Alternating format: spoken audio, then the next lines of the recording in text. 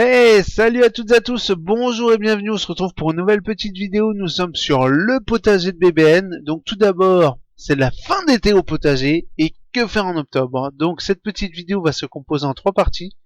Donc la première, le concours, la seconde, l'état du potager ce 28 septembre, et la troisième partie, ça va être mon programme pour cet hiver. Donc là, on va commencer tout de suite par ces bizarreries, et ensuite on va prendre directement le concours. Vous êtes prêts?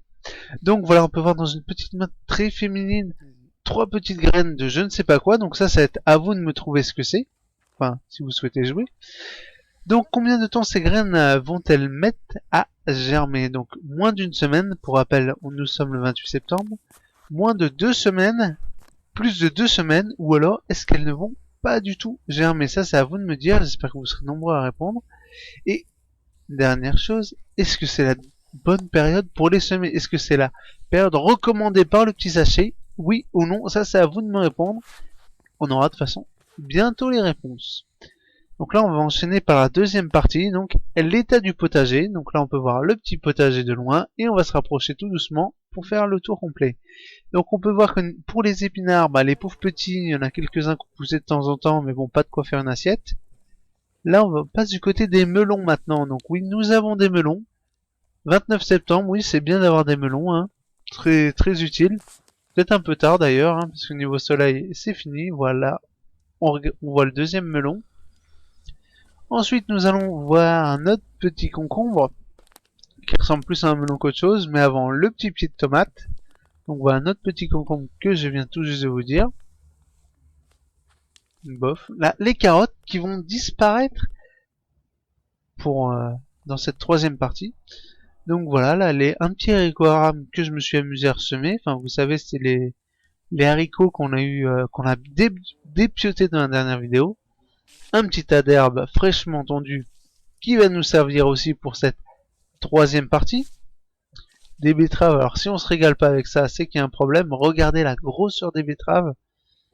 Les betteraves, c'est sûr, je vais en refaire l'année prochaine. Voilà, on peut voir des petits haricots verts, qu'on va pas tarder de récolter d'ailleurs. Là, le petit radis de la précédente vidéo. Voilà, du concours d'avant. Donc oui, oh les belles betteraves, oh oui, oui, oui. Et là, on va enchaîner par la troisième partie. Donc tout d'abord, ce que j'ai fait cette journée, j'ai récolté toutes les carottes, là, qu'on peut voir sur l'écran. Elles sont belles, hein. À vous aimer, hein. J'en étais sûr. Ensuite, j'ai tout retourné et j'ai tout ratissé avec le râteau. Donc ça, c'est la troisième partie. C'est je prépare l'hiver. Donc en fait, je fais ça.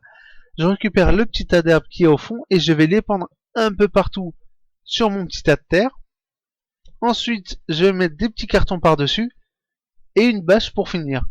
Voilà, donc en fait, tout simplement, pendant toute la période hivernale, je vais laisser en fait les micro-organismes, donc c'est-à-dire haricots verts, c'est-à-dire vers de terre, enfin tous les petits insectes, manger mon herbe, retourner ma terre de manière à enrichir cette terre en fait. Voilà, c'est aussi simple que ça. Donc enrichir. Donc normalement février-mars quand je vais retirer mes cartons, s'ils sont encore là parce qu'ils restent dans un état de décomposition assez avancé. Donc quand je vais les retirer, la terre en dessous va être assez molle et très enrichie, tout ce qu'on lui demande en fait. Voilà. Donc ça c'est mon programme pour cet hiver avec des petits épinards, hein, parce que bien sûr il faudra mettre du poids sur ces bâches pour éviter qu'elles s'envolent. Donc je vais faire germer des petits épinards dans des pots qui vont me permettre de maintenir la toile. Voilà, j'espère que cette petite vidéo vous aura été utile et je vous dis à bientôt pour une nouvelle vidéo. Salut, salut!